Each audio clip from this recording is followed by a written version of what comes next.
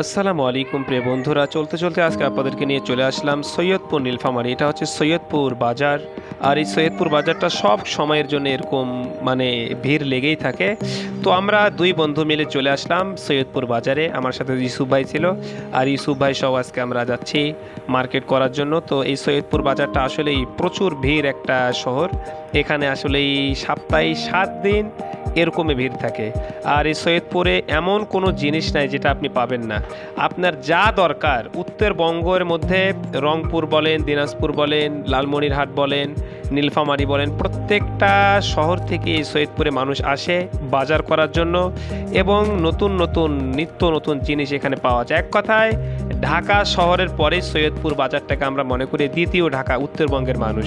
আর এই সৈয়দপুরে এমন কোনো জিনিস নাই যেটা আপনি পাবেন না। ক্যান্টনমেন্ট পাবেন, বিমানবন্দর পাবেন, কারখানা পাবেন, রেলওয়ে কারখানা। ইনশাল্লাহ এই সৈয়দপুরটার মধ্যে আসলে দেখার মতো অনেক কিছু আছে, কিন্তু আসলে সৈয়দপুরের রাস্তাঘাট অবস্থা একবারই খারাপ, বাজে অবস্থা। তার কারণ সৈয়দপুরের মেয়র আসলেই জানি না কাজ করে কিনা, সেই ব্রিটিশ আমল বললে ভুল হবে, কারণ আমজাদ ভোজে যখন বিএনপির নেতা ছিল তখন আসলে সৈয়দপুরটা খুব উন্নত হয়েছিল। কিন্তু আমাদের মেয়র বর্তমান কোন মেয়র আছে সেটাও জানি না, মহিলা একটা মেয়র, হ্যাঁ রাফিকা নাম না কি নাম সেটাও জানি না। কিন্তু রাস্তাঘাট আসলে দেখতে পাচ্ছেন বাজে একটা অবস্থা।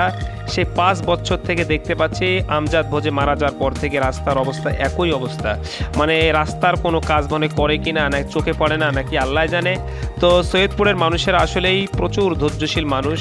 তারা আসলেই স্লোগান দেয় না, কিচ্ছু দেয় না নাকি সেটাও আমি জানি না।